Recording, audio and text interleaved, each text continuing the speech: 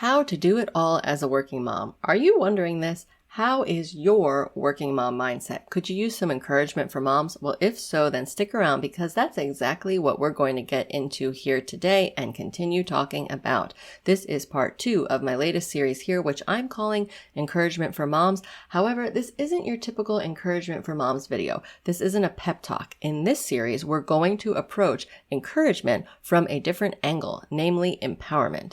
In part 1, we got into the topic of working mom guilt and tools to help us ditch working mom guilt. Today, we're going to get into some important working mom mindset shifts, and next time we'll take a look at what it really means when people talk about how to do it all as a working mom.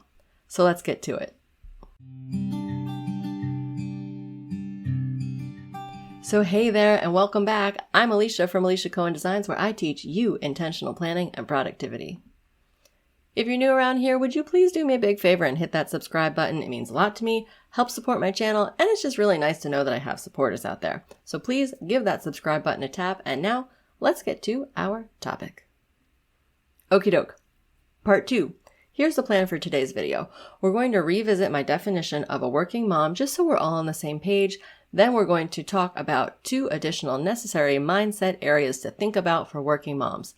By the way, if you didn't catch part 1 yet, go check it out now. I'll link it over there in the cards. As I mentioned, we talked about working mom guilt, which if you have a hard time with this, you'll want to make sure that you check out part 1. All right, before I get on a roll here, I wanted to tell you about a freebie that I have for you all. I'm pretty excited about it. I made it for you guys. It's a set of pretty downloadable printables with encouraging working mom quotes on them. Make sure you stay with me to the end of this video because I'll show you what the printables look like and tell you about the quotes. But if you just can't wait, you can go check out the link in the description below to download the printables now. Okie doke. Let's get on to our first section of today's video. We covered this last time, but I want to cover it again in case you haven't watched part 1 yet. I want to make sure we're all on the same page by defining what I mean when I say working mom in this video. So, a working mom is anyone who is a mom that also does some kind of additional work, full-time, part-time, outside of the home, or at home. The work could be temporary or seasonal. A working mom could be working for someone else, or a business owner, or an entrepreneur, or a contractor, or maybe a working mom is a stay-at-home mom with a side gig, or a work-at-home mom. So pretty much if you're a mom and you're doing some sort of additional something or other that you consider extra working beyond your usual duties of motherhood, then for the purposes of this video, you, my sweet sister, are a working mom. Got it? Cool. As for how I think of myself, I'm a stay-at-home mom who does some work things. I have my business, Alicia Cohen Designs, which this YouTube channel is a part of, and I also work a little bit as a contractor for an app. But I typically do these things when the kids are sleeping or when my husband or mother-in-law can be with the kids. So, because my priority in my life is a stay-at-home mom role and the work things get fit in during those other times I mentioned, that's why I refer to myself as I do. So based on my own life and the knowledge that I have about productivity, I am bringing you this video series because while I might not fit the traditional definition of a working mom, I am still a mom and I am doing work things. So I feel that my experiential knowledge and my productivity knowledge can help all kinds of working moms. So here I am to keep sharing my insights. So now that we covered that, let's get on to our next topic, our next section, mindset. There are 2 different applicable mindset areas that I want us to look at today. Own it and the grass is always greener where you water it. First, let's talk about own it. What I mean here is that I want you to either own your decision to work or own your work situation that you are in. Roughly speaking, there are 2 types of people. There are people who work because they want to, and there are people who work because they have to in order to survive. I mean, there are also people who are a combination of the 2, and I'm sure there are other types, but for the most part, I think these 2 types cover what we're getting into here today. So now, let's break down the 2 types. We'll start with the people who work because they want to. If this is you, maybe you work because you're passionate about it, or you want a break from your home life, or because you find it intellectually stimulating, or because you find it creatively stimulating, or, any number of reasons. So for this piece of mindset, as it relates to working mom guilt, if you are working because you want to, or because you enjoy it, own that. This is okay. You are allowed to want to work. You are also allowed to wish that you could work and be a stay-at-home mom, or you are allowed to never want to be a stay-at-home mom. It's all completely okay. The important thing here is to acknowledge that you've made a choice. Acknowledge the reason for your choice. Own it. Don't make yourself wrong for enjoying work. That's a beautiful thing. The world needs you and your particular gifts and talents and skills. Give yourself permission to stop drinking the working mom guilt juice. Or if it helps, I give you permission to stop drinking the working mom guilt juice. Ain't nobody got time for that. You are working. You like working. You chose this. Boom. End of story. You don't need to justify this or guilt yourself for this. This is not helpful. So, mindset shift, own your choice, ditch the guilt. Now, the second type, the people who are working because they have to in order to survive. If you've hung around me for any length of time, you've probably heard me talk about ditching the have to mentality. And I still stand by this. However, it's different in this case. Sure, you're still making a choice to work. You could choose to not work and not be able to feed yourself and your family and have clothing and have a place to live, etc., etc. But in this case, when you say, Alicia, I have to work, I'm not going to come back at you with, replace have to with choose to. Is this still one of my tried and true mindset shifts I recommend? Yes. Do I still believe this? Yes. Do I still think this mindset swap is helpful? Yes. Does it apply here? No, not fully. If you are working because that's how you and your family are surviving, then there isn't the same freedom in the choosing. Now, making lifestyle choices, downsizing, etc., is not what I'm talking about here today. That's different. This mindset is for the working moms out there who are working because it's what needs to be done. So if this is you, perhaps you don't like your job. I hope you do, but mostly you are working because your family needs you to. And this is what I want you to own and feel empowered by. This is the mindset shift. Ditch the working mom guilt that you're at work and not with your kids or doing whatever else. Your family needs you. You are supporting your family. That is an honorable thing. You are sacrificing. You might rather be with your kids, but you are doing what needs to be done.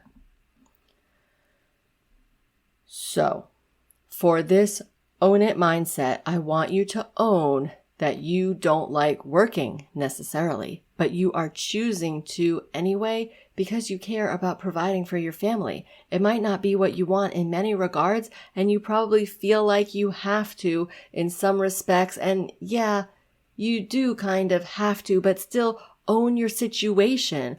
Own that you are serving your family. Empower yourself in your situation. Don't get sucked into the drudgery. Focus on the contribution you're making. You can feel resentful of the situation. You can feel guilty that you're working, but are the resentment and guilt serving you? No. Are they serving your family? No. So drop the juice, the working mom guilt juice, own your situation and own your attitude about your situation, and use the have to versus choose to mindset here a little bit to gravitate towards choosing to focus on that you are choosing to work because you choose to be a provider for your family, as opposed to just feeling beat down that you have to work. Make sense? Okay, we'll continue with our topic in just a moment, but before we get back to it, if you haven't already, would you please hit that subscribe button? As I like to say, you subscribing is kind of like the gasoline for my channel. It keeps things running around here, so please help keep this puppy running and subscribe. Okay, back to it. All right, let's get into our final mindset piece here. The grass is always greener where you water it. And while related, I'm not talking about the grass is always greener on the other side. That's a fine quote too for another topic for another day. But for working mom guilt, I want us to incorporate this piece of mindset. The grass is always greener where you water it. So, what this essentially boils down to is water the grass that you want to see grow taller or greener or whatever. And in this case, that grass is the positives of being a working mom. Let's water that grass intentionally. Let's be mindful of and purposeful with focusing on what is positive about being a working mom so that this can flourish. If we just get sucked into drinking the working mom guilt juice, then we're focusing on what's hard and negative and all that not fun stuff. Now, just to be clear, I am not minimizing that it's hard and challenging and all that jazz. It is all of that, or it can be. I think a healthy hybrid of realism and optimism is the way to go. And personally, I feel better in my life when I'm living from a place of glass half full as opposed to glass half empty. So I think giving more attention to the optimism piece is especially beneficial. Now, that's not to say that I don't have my glass half empty days, and that's also not to say that even with my general approach of glass half full, that it isn't still hard. But I strongly believe that there is a way to have hard things and challenging things in life, fully acknowledge them, while also operating in a way where I focus on the positive. I think I will just about never tell you to ignore hard stuff, minimize hard stuff, forget hard stuff, or anything like that. I don't believe that. Hard stuff is hard. Hard stuff deserves to be seen. And also, hard stuff isn't the full story. So, back to the grass that we are watering, the positives of working motherhood. Here are a few positives to get us started. And if you feel so inspired, keep the conversation going by adding more in the comments below. So, the positives of working motherhood that I have for you.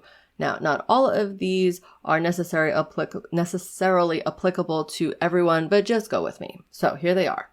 We are modeling doing something we are passionate about. We are modeling hard work. We are caring for our souls. We are providing for our family. We are modeling responsibility. We are contributing to the world with our gifts and talents and skills. So, water this kind of grass. Be aware of this mindset piece. Negativity can be alluring and suck you in. Don't let it, because it just makes drinking the working mom guilt juice that much easier. All of the negative thoughts and feelings just start getting attracted to each other and having a party. Don't go there. Combat it with focusing on the positives. Be aware of what grass you are watering. Okay. Remember I promised you that I'd tell you about my freebie that I made for you. Yay! Well, let me show it to you now.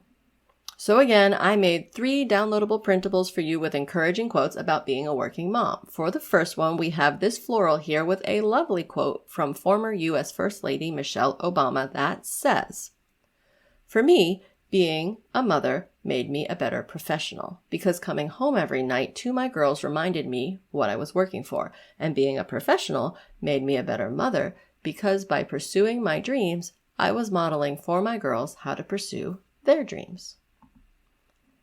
For our second one, we have this great quote from comedian Tina Fey that says, "I think every working mom probably feels the same thing. You go through big chunks of time where you're just thinking, this is impossible. Oh, this is impossible. And then you just keep going, and you sort of do the impossible." And finally, we have this sweet quote from author Jill Churchill that says, "There is no way to be a perfect mother, but a million ways to be a good one." So, if you want to have these for yourself, go click the link in the description below. They are formatted in the 8x10 size, and you can print them at home or get them professionally printed or whatever you like. I hope that you like them and that they inspire and encourage you in your working mom journey. As always, thanks so much for taking this time to spend this time in this video with me. That wraps us up for part 2 for today. Be on the lookout for part 3 coming your way very soon. And my parting encouragement, as always, if you are feeling overwhelmed today, remember that when it comes to planning and productivity, being intentional plus not giving up means that you are going to get there. Catch you next time. Take good care.